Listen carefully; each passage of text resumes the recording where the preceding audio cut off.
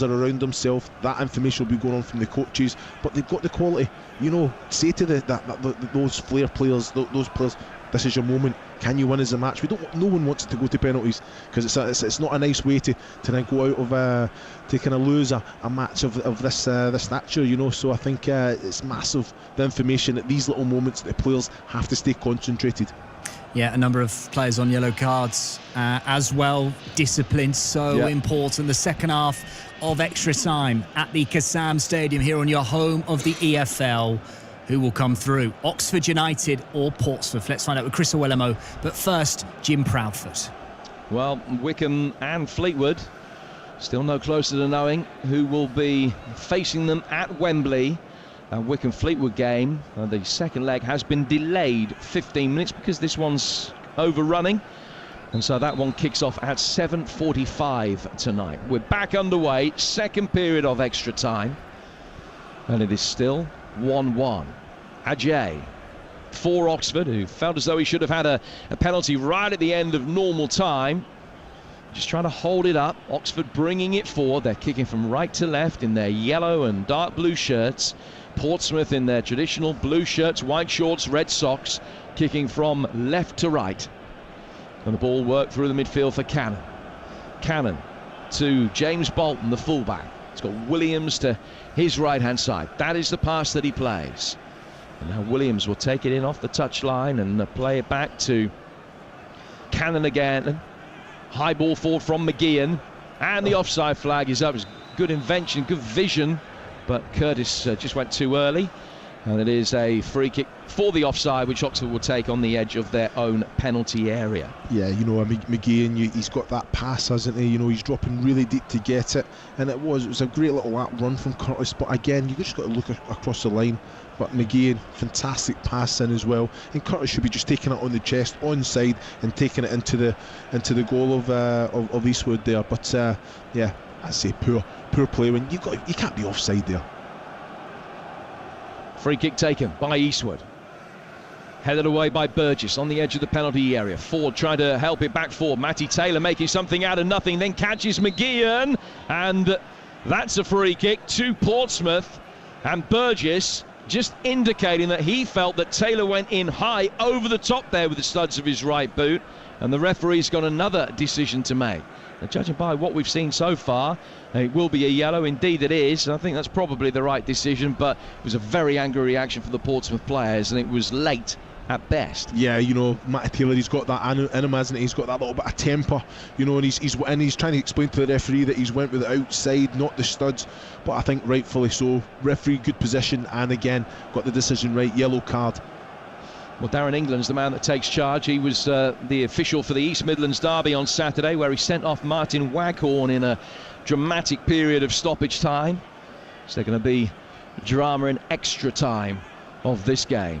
Derby, if you didn't hear what had happened, 1-0 down going into stoppage time at home to Forest, had a player sent off and then promptly scored an equalising goal. Here's Bolton. They're trying to clear the ball up the Portsmouth right. Turns it back, and Alex Bass will just walk onto it inside the penalty area and clear it, right-footed. Marquis going up for it. Bounces over on the right-hand touchline, won by Andy Cannon. The referee's given an infringement and given a free kick Oxford's way for that. Yeah, Andy Cannon just trying to get his body in there, but I think he's used his arm on the ball. The linesman there was the one that kind of signalled that there, but I think he's got it right. But better from Cannon, just trying to be alive to it, but as I say, just got to control it better. We look down at the substitutes that haven't come on. Oxford have used 4, Portsmouth have used 3. I just think that Ollie Hawkins would be a penalty taker for Portsmouth and may well get a run late in the game to get another penalty taker onto the field. That's always a fine balance to try and get right as well. Here's McGeehan trying to work it over the top. Goreen is in there. Williams in very tigerishly trying to set up John Marquis, but Dickey just steps up from the defensive line to thwart him. Oh, what a inspired little flick round the corner there from Ford. He's found Brannigan towards the edge of the area, gets past the challenge of McGeehan. Pompey have got their shape back behind the ball, but they haven't got the ball back. Swung in from Ruffles, not to good effect, and Andy Cannon can whack it upfield for Portsmouth. A high ball that bounces awkwardly on the edge of the D for the goalkeeper. Eastwood came out, dealt with it, got it away, but now it's Portsmouth's opportunity to attack with Ryan Williams, right-hand side of the box, flashes it across, cleared, out of play for a Portsmouth corner. Again, you're Ryan Williams, asking that question on that right channel. The cross is going to come in, so bodies are breaking their neck to get in there, and it's defended well, but I think it's Ruffles, isn't it? Yeah, does the job there, but fantastic ball in from Williams. Corner on the Portsmouth right. It's their 5th of the game, their 2nd in extra time. You're with TalkSport 2, it's 1-1. Ball works short. Right-hand side of the penalty area to Cannon. And in from a different angle towards the far post, and the Portsmouth players attacking it. Might have gone each other's way. And it ends up from close range, going wide. Really good chance. Marquis, with his head in his hands, believes he should have scored. Well, both players there. That's just, you said it earlier, just at communication. It's Marquis and Raggett going up for it there. And one of them just has to be more dominant. It's a fantastic ball in. Marquis is going to get it, and then Raggett just comes through over the top of him and puts him off, out for a goal kick. It's a great opportunity. We've played 110 minutes. We've had 3 shots on target at either end. Both sides have hit the post. It's been an attritional game. An opportunity for somebody to make their name, somebody to be a hero. 9 minutes of extra time to go for a place in the playoff final against Wycombe or Fleetwood. That one to follow on TalkSport 2 as Anthony Ford makes his way forward. He's looked lively since coming on. He's forced to the left-hand side of the penalty area, but can hook it back in with too much elevation for Dan Ajay at the far post. And it just drifts innocuously past everybody and out of play for a goal kick, which will be taken by Bass. 1-1. It's 2-2 on aggregate. Well, it's good movement from your front men there. Ajay in there, Matty Taylor, and Ford does ever so well, but just the quality of that final ball, just they put too much on it there, straight out of play. Marquis beaten in the air by Moore. Good defensive header, picked up by McGeehan. McGeehan goes to ground. Ryan Williams over the bar. Goalkeeper had it covered. He's always rising from the shot from the Australian, and cleared the bar by about a foot 18 inches, something like that. But the goalkeeper had plenty of time to successfully judge that he was going over the bar. So we're just about midway through this 2nd period of extra time, and still the drama, the most intense moment of drama of the night, lies ahead of us. Flag up on the far touchline in that Oxford stand says, "You're not alone, glory awaits you." Will that be the case? Clearance from Eastwood, return with another commanding header from Burgess. Marquis trying to turn it round the corner. McGeehan works it wide. They're looking for Ryan Williams here. He's got the run at Ruffles, who, with Oxford defending narrowly, will only belatedly get to the Australian, who dances over it, just tries a little trick, then tries to win it back as his first cross was blocked by Brannigan. Oxford hammer it clear towards halfway, where Taylor can hold it up. He's back to the direction of play. He's done brilliantly because he's drawn 2 Portsmouth players in towards him and then just slipped it to his right to Brannigan. Brannigan's crossfield ball. Long looks tired and was beaten to it by Curtis. Curtis out towards Marquis is on the left. Cannon makes an instant near post run. Marquis can't find him, and it's cleared by Jamie Hansen. Back it comes from McGeehan. Not once but twice. Morris is in there, loses out to Ajay. McGeehan, who's on a yellow card, just had a little flick out at Ajay and missed him. Ajay will continue his run forward, try to slip it to Taylor, who might have been offside, and then play does stop because the referee spots an infringement, and it's a free kick to Portsmouth. If McGeehan had made contact with Ajay as he broke forward there, though, he would have been sent off. He was lucky that Ajay rode the challenge. Yeah, you're right. You know what? I think it's a little foul on Matty Taylor there. Just off the ball as well, but Ajay, good awareness, good technical ability going forward as well. Can he release Matty Taylor that little bit earlier? I think Taylor had to kind of make the foul to get away from his man there, but good break. Marquis heading it down. Curtis, who's the Portsmouth goal scorer at Fratton Park, leant back and smacked it over the bar. Here is Ollie Hawkins, who will be coming on very shortly. He started playing non-league around London with Hillingdon and Northwood, Hemel and Harrow before making his name and moving to Portsmouth after a good spell at Dagenham and Redbridge. And he's going to come on here for Williams for the last 6 minutes. So is he going to go up front alongside Marquis? It looks as though it is what's going to happen. So I think they're going to play 4-4-2. Is Marquis going to play just in behind maybe? They've moved Curtis to the right. Cannon's gone out to the left. Hawkins will be the spearhead of the Portsmouth attack, and Marquis has just dropped that little bit deeper into the number 10 role. Oxford take a free kick. It's played forward down the Portsmouth left after they've won it back. Hawkins' first contribution's a good one, trying to flick the ball into the path of Marquis. Oxford can clear it with a little cushion header over halfway, finding Dan Ajay, who will get away from McGeehan. Back from him, out to the Oxford right-hand side. Ajay finding Brannigan. Brannigan to Long. Oh, Long's heart was in his mouth there as he sent a 50-yard back pass to his goalkeeper, and Eastwood came out and cleared it, smacked it straight at Hawkins. From that point, it was a lottery. Where was it going to go? And the answer was some way wide, but that could easily have ricocheted off Ollie Hawkins into the net. Like you're saying, Sam Long there, there's no reason to go back to your goalkeeper, and if you are, you have to make sure that it's a strong pass.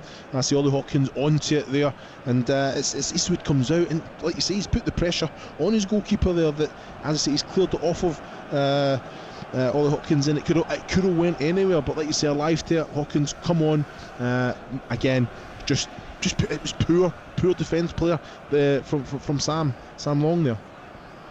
1-1 still. 4.5 minutes to go here on TalkSport 2, and then to penalty kicks. Cannon laid back inside his own half for Sean Raggett. Raggett works it back over the halfway line and then gets the return ball again. He's under pressure from Taylor, who was telling pressure as well as they try to play out from the back. And as it worked back through into the Oxford midfield, they've gone too long for Taylor's run, and it's out of play for a Portsmouth throw. McGeehan picking up possession. Hawkins has come back from an offside position though, and it's a free kick to Oxford midway between their penalty area and the halfway line. Yeah, well, he's a big target man, isn't he? You just got to make sure that you know where your centre back is and be on the right side of him there. Good ball in, he's controlled it well, but he's offside. Again, I say it's a simple thing. You're looking right across the line. Just make sure you step back a couple of yards so you're aware of your surroundings there. Wickham against Fleetwood to come. That one delayed will now kick off at 7:45. It follows this one here on TalkSport 2. Tomorrow here on 2, it's Watford Norwich followed by Cardiff Blackburn, and over on TalkSport it's Palace Chelsea followed by Arsenal Leicester. 6 o'clock the live football beginning on both stations tomorrow night with those Premier League games. Then on Wednesday, Manchester City Newcastle. Here on 2, it's Sheffield United Wolves followed by Sheffield Wednesday Preston in the Championship. It's an Oxford throw in front of us. Ruffles takes it down towards the corner flag. Cry of no foul from the Portsmouth players. Curtis didn't foul forward, but did get the touch that pokes it over the line and out for a throw, which will be taken on the Oxford left-hand side again by Ruffles. 2.5 minutes to go. Long throw inside the box. The backpedaling Burgess deals with it calmly. High up and under from Ruffles. It should be Bass's ball, and under pressure from Ajay, kept his eye on it. It's a good claim. Long clearance from Bass towards the edge of the box at the other end. Dickey comes across, heads it out of play. Throw which will be taken on the Portsmouth left by Lee Brown. 118 gone, 1-1. 2-2 on aggregate after Marcus Harness's goal on 38 minutes. Ellis Harrison heading a corner into his own net in first half stoppage time to tie it up at 1-1, and chances have been at a premium since then. Bolton for Portsmouth. Just chips it down the right-hand touchline. Deflection off Anthony Ford now for a throw which will be taken on the Pompey right-hand side, and obviously at this stage of the game, if you score, you surely win. Will either side be able to produce that moment of magic? Oxford will make changes 5 and 6, and Portsmouth will rotate the pack as well. I think it's Woodburn and Massinho who are going to be coming on here for Oxford, and Portsmouth's change will see Gareth Evans introduced in a moment. High ball inside the box, punch clear by the goalkeeper, but under duress he was fouled, and it's not a corner to Portsmouth but a free kick to Oxford, and that will allow the changes to be made. And this is all about getting penalty takers on now. Exactly. Green is off for Oxford, and he will be replaced by Ben Woodburn. And John Massinho is going to come on, the club captain who scored the winner in the League Two playoff final for Stevenage back in 2011. He's going to come on, and Sam Long is coming off. Portsmouth won't make the change just yet. 40 seconds of time to be added on. If Oxford can play possession football, Pompey won't be able to get Gareth Evans on here, but the next break in play, he is going to come on primarily just to take a penalty. Play resumes with an Oxford goal kick. Oxford free kick, should I say. Flicked on towards a J. Cleared on the edge of the Portsmouth penalty area. Out to Anthony Ford. Been knocked away by Bolton. And Bolton plays it just slightly forward of square, out to the left-hand side for Lee Brown. He's worked it back through the midfield for Andy Cannon. Cannon down towards the right-hand touchline.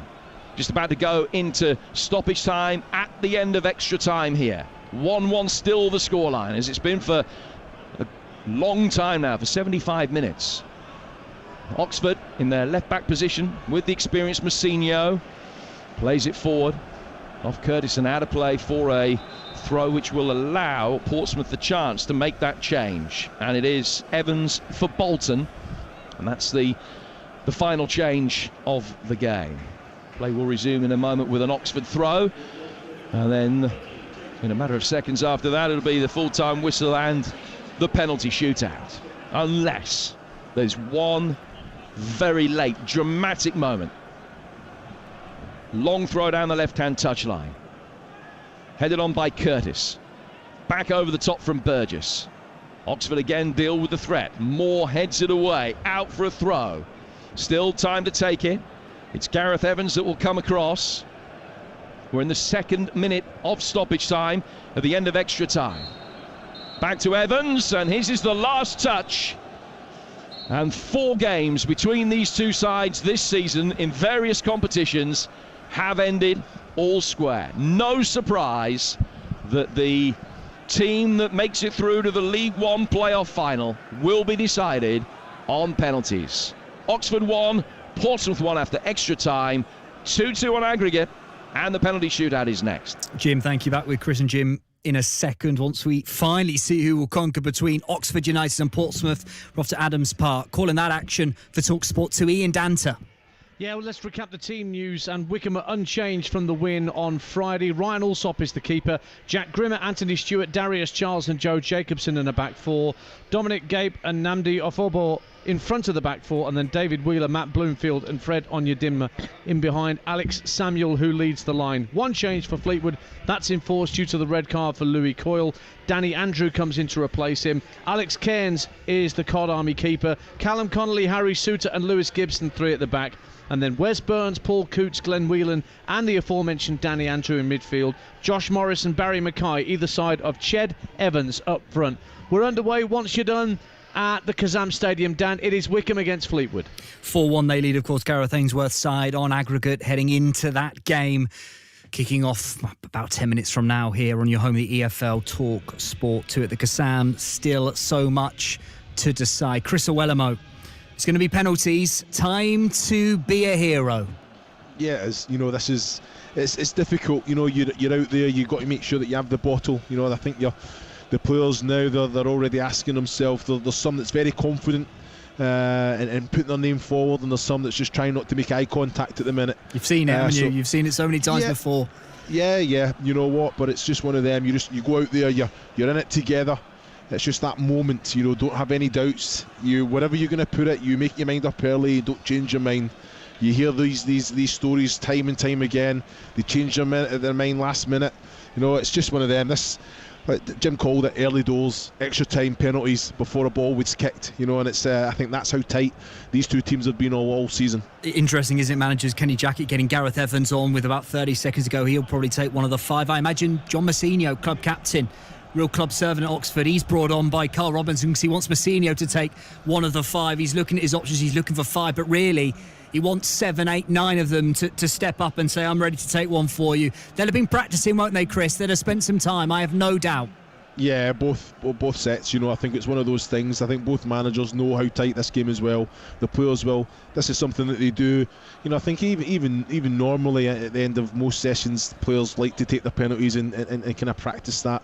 But especially for a game of this stature, I think definitely they'll know exactly the strength. But it doesn't always work that way, because when that moment comes, you can look in the eyes of someone and see if they're up for it or not. And like you say, it's just tense, isn't it? We can feel it now. I've got butterflies myself. It's not a nice way to go out, but like I say, I've been in this position and I've went through winning with the penalties with Brighton against Swindon, so it's just difficult times. The players have got to just be up for it. Simon Eastwood, the former Pompey goalkeeper, can he break Pompey hearts? Pompey have beat Oxford, I should say, on penalty so far this season, the leasing.com trophy. It's Pompey Oxford penalties to book your place at Wembley in the League One playoff final, alongside Chris Owellamo. Taking us home, Jim Proudfoot. Well, when Oxford lost that penalty shootout, they lost it because Sam Long fired over the bar the decisive penalty.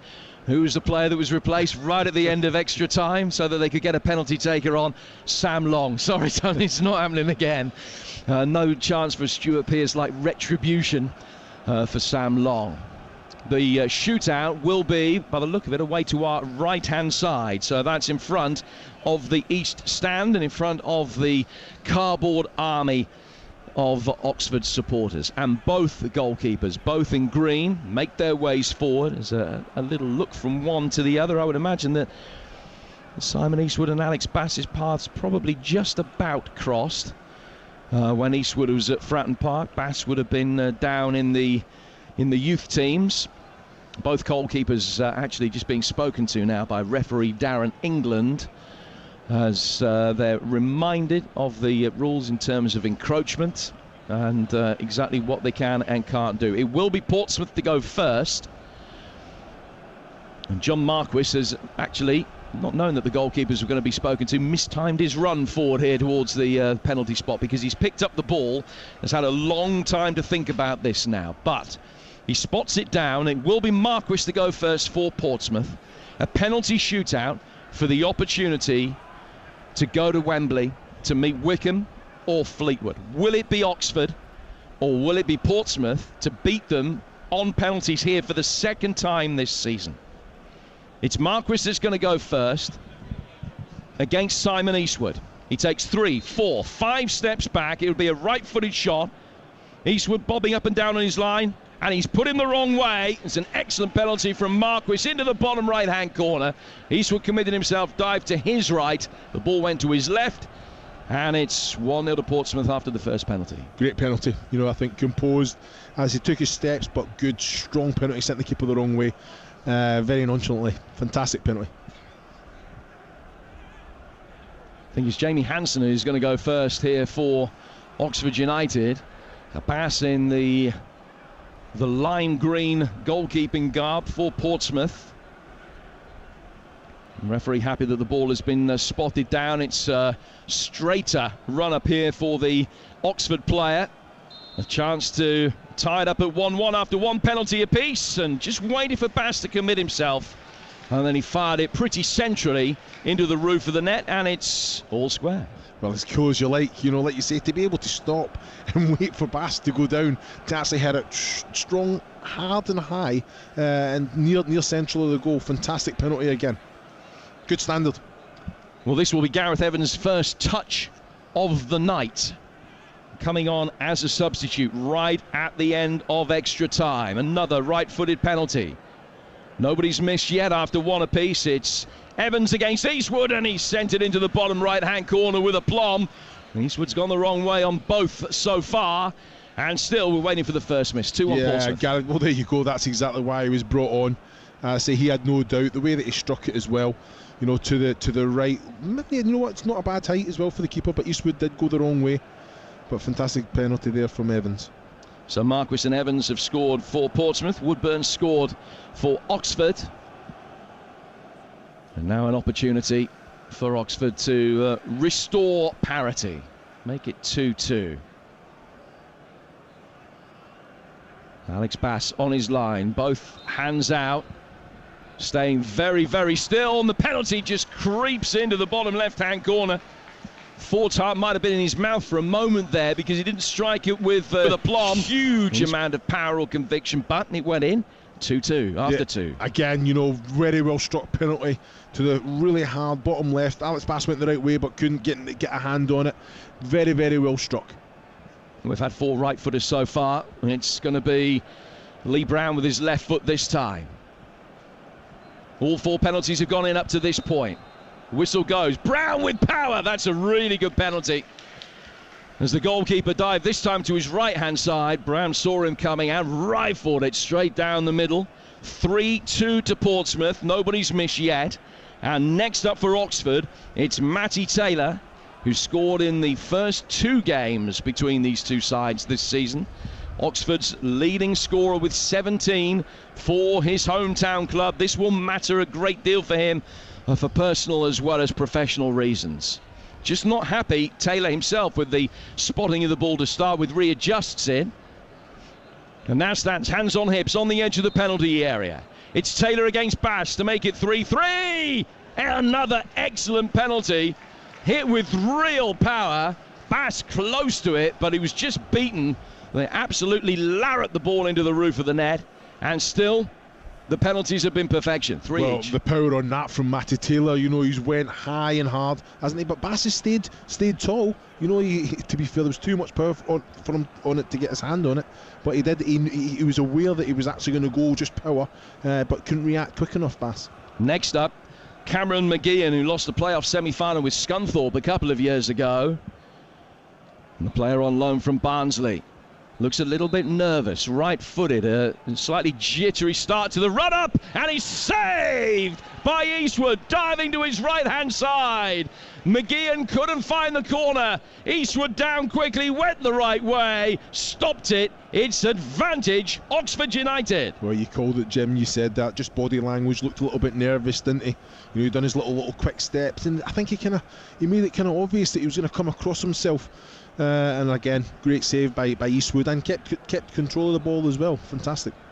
John Massinho next up for Oxford, and if he scores, they're nearly there. Bass this time just crouches down, licks his gloves. It's John Massinho with a very casual run up and a punch of delight as the ball goes past Alex Bass into the net. It's Oxford 4, Portsmouth 3. And if Ollie Hawkins misses here, it's Oxford who are through to the final. Hawkins has to score, and then Bass has to make a save of the next penalty for Portsmouth. Oxford very much in the box seat now. Ollie Hawkins on as a late substitute just to take a penalty. It's Hawkins against Eastwood, sends him the wrong way. It's an excellent spot kick under pressure, but it could well all come down to this. 4 apiece, but Oxford have a penalty in hand. Alex Bass just looks up to see who it is that's going to be taking this penalty, and it's Cameron Brannigan who makes his way forward, looking calm and composed. And a few players featuring tonight with Premier League experience. He spots the ball down on the spot. Referee England makes sure it's in the right place. It's Brannigan against Bass for a place at Wembley in the League One playoff final. Right-footed into the corner. Oxford United are through, and Portsmouth's playoff curse continues for yet another year. They will be staying in League One, but it's Oxford who are through to play either Wickham or Fleetwood at Wembley, and their dreams of returning to the Championship for the first time since 1999 live on. Cameron Brannigan the hero. It's McGeehan who's the villain for Portsmouth, as Oxford win it 5-4 on penalties after a 1-1 draw on the night. Brannigan and Eastwood combining to be the heroes for Oxford United. Concluding words, Chris Owello, top work boys at the Kassam Stadium.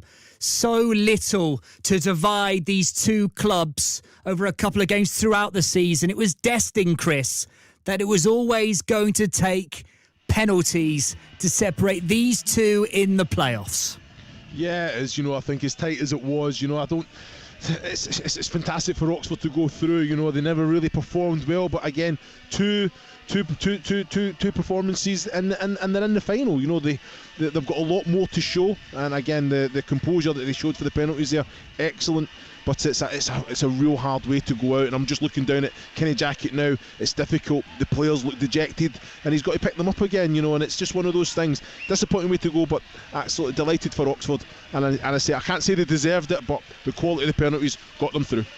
Chris, Jim, thank you for your work. Oxford book their place at Wembley. Who will play them next Monday night on TalkSport 2? Well, Wycombe run riot on the Fylde Coast a few nights ago. Now Fleetwood Town must come back from the dead to try and save their season. Wycombe, a great position, leading 4-1 on aggregate. They aim to now embark on brand new ground as they seek promotion to the Championship for the first time in the club's history. Let's bring you the start at Adams Park. Our summariser, David Conley, alongside match commentator Ian Danter. Thank you, Dan. Welcome to leafy Buckinghamshire, and perfect timing because the first whistle from referee Darren Bond is about to sound to get this second leg underway, and as that whistle sounds, all players and officials take the knee in support of Black Lives Matter and the campaign against racial injustice.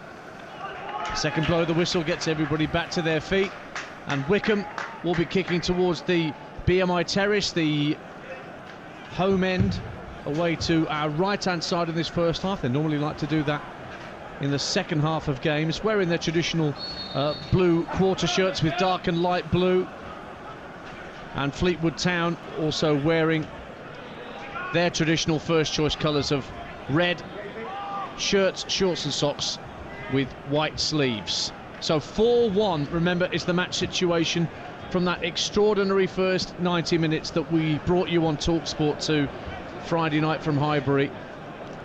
It was 1-0 to Wycombe within a blink of an eye. Round about sort of nowish as we're almost a minute into the game. Harry Souter at the back for Wycombe, heads clear. And we're not actually far where we're sat here in the main stand, David Conley, from where the Wycombe substitutes are. No, that's right. So we'll get plenty from them tonight. And it's great to be underway, isn't it? I mean, that sounded very exciting. Pompey Oxford, shame for Pompey, but Fleetwood have had a long build-up, haven't they? We were discussing that off-air, you know, long time waiting. Obviously, that delayed kick-off, they've been out warming up for what seems like an eternity. I'm sure they're just delighted to get going now. Fleetwood itching to right the wrongs of Friday night, but Wycombe's home form is pretty sensational. Only 2 home losses all season. One of them was against Fleetwood, incidentally. However, that was only by a goal to nil, and a 1-0 win will not do for the Cod Army tonight. It has to be 3 clear goals just to force extra time. Souter then for Fleetwood, sending the ball downfield looking for Ched Evans. Remember, no Paddy Madden or Louis Coyle in the Fleetwood squad tonight. Both sent off on Friday night. Madden having come on from the bench and having 17 very eventful minutes. Wycombe unchanged from the first leg. I'll run you through the lineups. It's Wycombe with Allsop in goal, Grimmer, Stewart, Charles and Jacobson in a back four, Gape and Offerbor in front of them, and then Wheeler, Bloomfield and Onyedinma in behind Samuel up front. For Fleetwood, Cairns the keeper, Connolly, Souter and Gibson 3 at the back, and then Burns, Coots, Whelan and Andrew across midfield. Andrew coming in for the suspended Coyle, and then up front Morris and Mackay either side of Ched Evans. And the ball is with Danny Andrew, that one change for Fleetwood, sending the ball up to the halfway line, headed on by Josh Morris, and Ched Evans is offside according to the assistant on the far side of the field. He was up against Anthony Stewart, but the flag went up very quickly. A couple of minutes gone on TalkSport 2. It's Wycombe 0, Fleetwood 0 on the night. Yeah, nice bit of play there, wasn't it, Danny Andrew? Lovely little ball to Josh Morris, little flick round the corner for Ched Evans, but he just gambled a little bit too early. Anthony Stewart had the power just to hold him off and saw the ball back to his goalkeeper. Gareth Ainsworth not rocking the leather jacket like he was on Friday night at Highbury, just going for the shirt and jeans combo with the burgundy winkle pickers. By the that he's burgundy got boots, yeah. I can't knock that look. I'd rock it if I tried. On stage? Oh, yeah, I wouldn't be far away from that. In the dugout? Well, he is a guitar player, of course. He is a musician. Gareth Ainsworth, he does have a band of his own. I went to see him once when he was obviously at Wimbledon. There you go. See, it's not a modern thing, that. He's been a musician for some time. Is he going to lead his merry band of troops from Wycombe to the Championship for the first time in their history. They have a 4-1 advantage from the first leg, and they have a free kick midway point of the Fleetwood half with 4 minutes gone on TalkSport 2, 0-0 on the night, and Joe Jacobson is preparing to send this free kick in.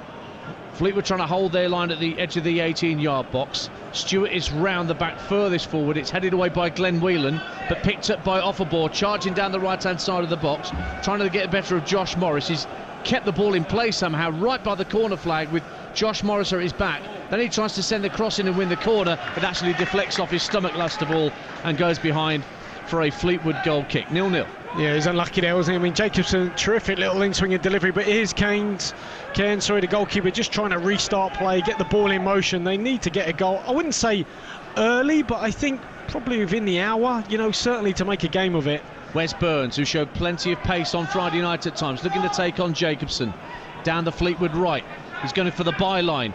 Hits it against Jacobson. Oh, and well placed there, right in front of goal.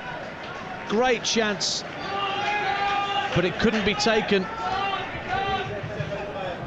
Callum Connolly had the chance for Fleetwood 7 yards out, but shanked his effort way over the crossbar, and the first half chance of the game goes Fleetwood's way. Yeah, it's probably more than a half chance, wasn't it? Completely free. Probably came to him a little bit quick. Little bouncer in front of him, tried to sweep it home. In the end, blazed it over the bar, but that's positive for Fleetwood. Good restart from the goalkeeper. He'll be pleased with that. He didn't have the best of games, did he, in the first leg? Nearly 3/4 of Wycombe's points accrued this season have come here at Adams Park. Long kick downfield from Ryan Alsop. One back though by Danny Andrew for Fleetwood, who hooks it back into the Wycombe half. Darius Charles gets his head on it. Breaks at the back for Lewis Gibson, who lofts it back into the Wycombe half. Charles there again with a header into Onyedinma, who is dispossessed. One back by Fleetwood, and Glenn Whelan with loads of Premier League experience finds Coots the captain. David Connolly. Just sorry, obviously they've gone to back floor, Fleetwood, haven't they? They've changed from a back three, so they've got Connolly in midfield, just ahead of the likes of Glenn Whelan sitting at the base of the midfield.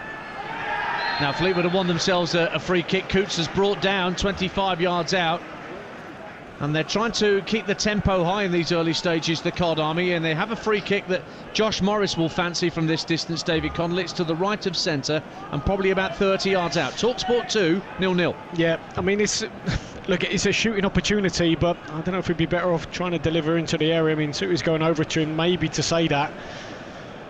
They have got a height advantage, certainly with Suter, if they can use it.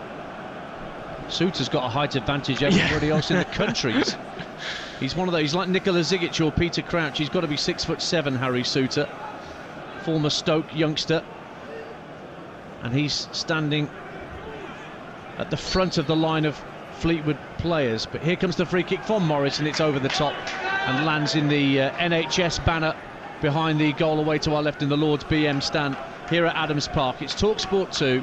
7 minutes gone. Wycombe still have a 4-1 lead from the first leg. Yeah, pretty ambitious there, and you can see the goalkeeper already for Wycombe also just, you know, wasting a little bit of time moving the ball from one side of his box to the other. Clever game management. I'm sure Gareth has said that to him. Take your time and everything. Shadows lengthening on a sunny evening here at Adams Park.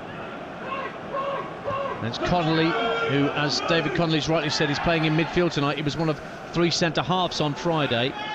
More natural position for Connolly. Saw him play there when he was on loan at Wigan a couple of seasons ago, on loan from Everton. One of a number of loanees that Joey Barton has brought in to Fleetwood Town. Glenn Whelan rolls the ball back to Suter, who touches it right for Coots. Coots looking to slide in Ched Evans down the right-hand side. Evans will keep it in play. Gape's gone out to engage him. Evans tries to take it past him, does so, but took the ball over the dead ball line. And Wycombe have themselves a goal kick, and roars of encouragement from the Fleetwood subs to our right every time something goes their way. 0-0. Yeah, it's a good little run, wasn't it, from Evans into the channel. He beat his man, but his actual touch just to get past him took the ball out of play. But as he delivered the ball, when it went right over the back post, nearly went off the pitch, Glenn Whelan went and retrieved it, obviously to get the ball back in motion quickly to the goalkeeper. Not hanging around here, Fleetwood, obviously. If you're just tuning into TalkSport 2, Oxford are already through to the League One playoff final that is a week tonight here on TalkSport 2 at Wembley Stadium. They beat Portsmouth 5-4 on penalties. Here's Onyedinma for Wickham, trying to charge through the centre of the field. It's one back though by Fleetwood, and the away side have started okay here with this 4-1 deficit to try and make up. Mackay back to the halfway line in Glenn Whelan, and then touched in field to find Coots in a bit of space. He strokes it out wide right to Wes Burns. Burns again looks to start running at Joe Jacobson. Jacobson backpedaling. Burns on the outside of him, gets to the byline. The cross is blocked, and it's gone out for a corner kick, the first of the game, to Fleetwood Town at 0-0. Yeah, they're having great success down that right-hand side with Burns, who's got the beating of Jacobson, certainly. I mean, he's quick, isn't he, Wes Burns? Every time, just knock it past him, try and deliver it in the box. Coots, the captain, will have the corner kick at the Lord's BM stand end for Fleetwood Town. Looking to get the opening goal. It's hit deep to the far post. Danny Andrew on the volley. Well, he caught it sweetly, but it went well wide of the angle of post and bar. But a clear technique from Fleetwood Town. Coots with a deep corner kick to Danny Andrew, but the man who's come into the side couldn't keep his volley down. 0-0. Yeah, straight off the training ground, that one. Obviously, everyone flooded in towards the 6-yard box, and they drilled it out to the back post for Danny Andrew on the volley. Couldn't quite keep it down, though. And Gareth Ainsworth went absolutely bananas on the side here. They haven't got going, Wickham. It's their goal kick, though, for the Chairboys. Taken by Ryan Alsop. Right-footed, drifts out towards the right-hand side. It's one in the air by Glenn Whelan. Coots knocks it down the captain and clips another lovely ball out to Wes Burns on the right-hand side. But this time Onyedinma's there first to stop Burns making too much progress downfield for Fleetwood. Coots has the ball. In fact, a foul's been given for a little touch on Glenn Whelan by David Wheeler. Commentator's curse, having a Whelan and a Wheeler out there. I'm bound to get those mixed up. Anna Connolly. Yeah, well, yeah. You're not out there, though, David. No. There's just one out there on the pitch called Connolly. You just want me to make a mistake, don't you? Here's Ched Evans. Another ball fizzed from left to right to pick out Burns. He's clearly an outlet that Fleetwood are trying to use early on. He goes infield to Josh Morris. Now Coots finds Burns once again, almost level with the Wickham box. Swings an early ball in. Connolly again at the near post, and again he can't keep his effort down, this time on the half volley, and Fleetwood are trying their best to get this deficit reduced as soon as possible. 11 gone on TalkSport 2, 0-0. Yeah, they've just got to keep giving it out to Wes Burns. Lovely switch of play here from Ched Evans, and then he took one touch out of his feet, delivered it towards the near post. It bounced just in front of Connolly on the half volley again, though couldn't quite keep it down. But very, very encouraging start here, certainly from Fleetwood. Remember, no away goal rule, so a 3-0 scoreline at full time to Fleetwood, or 4-1 or 5-2, whatever it might be, can force an extra half hour. Well, the irony is as well, I was looking back, they have scored 3s and 4s. Yes, they have. A few times this season. Put Peterborough, Southend, Shrewsbury and Rochdale, and the Shrewsbury one back in September was 3-0, which would be enough to bring us extra time. And 4 v Burton. Indeed there was. Throw into Wickham, right-hand side. It's one back, though, again by Fleetwood. And off a ball, can't get the ball down the right-hand side. Danny Andrew lofts it downfield. Darius Charles heads it back to his keeper, just ahead of Ched Evans. And Wickham just need to settle down here. They do. I mean, to be honest, there's a lot of, not a lot of noise coming from the crowd. They actually just need to settle down, play their own game, not get sucked in, just be calm, be nice and calm. There's one or two stewards I can see in high visibility jackets in between the Frank Adams stand and the healthcare terrace away to our right in the woodlands behind there. Not like the guys on the crane at the Kazam earlier, trying to look over the fence and watch the Oxford-Portsmouth game. But this is a very picturesque stadium, reminiscent in a way of Huddersfield Town, with the woodland behind the Frank Adams stand opposite our commentary position. Now Wickham have a free kick down the left-hand side of the penalty area as they attack that terrace end in this first half on TalkSport 2. Jacobson, as always, the man standing over the set piece. Stewart and Charles are up from the back. Grimmer's in there too. Referee Darren Bond blows his whistle. In it comes from Jacobson into the near post, headed up and out first by Wes Burns, and then helped further out the area by Coots. Diagonal ball back into the area, was overhit by Jack Grimmer, and it goes out of play for a goal kick. And the roar of encouragement you heard there was from the Fleetwood fans right on the other side of the halfway line from where we are. 0-0. Goal kick smacked downfield by Alex Cairns, who had an evening to forget at Highbury on Friday night, letting the Jacobson corner go into his own net, classed as a Cairns own goal, and then colliding with his own centre-half Suter to allow Alex Samuel to get Wickham's 4. Wickham win it back, although Wes Burns does really well, does it? Oh, he fouled his man. I thought he'd won the ball back legally, but Jacobson was adjudged to have been fouled, and so Wickham have a free kick pretty much smack bang on halfway. 13 minutes gone on TalkSport 2, 0-0 on the night. Yeah, and they're just taking their time again here on every sort of restart, Wickham, which you can understand, but you know, you just want them also just to play their normal game. The referee there is just giving the signal, come on, get the ball in motion, and I'm not sure it's a good idea to, you know, to waste time so early, I've got to be honest. Jacobson's free kick is comfortably headed clear by Danny Andrew. Evans can't quite get to the loose ball. Kept in play by David Wheeler, but Danny Andrew will win it back, hit it against Wheeler, and that's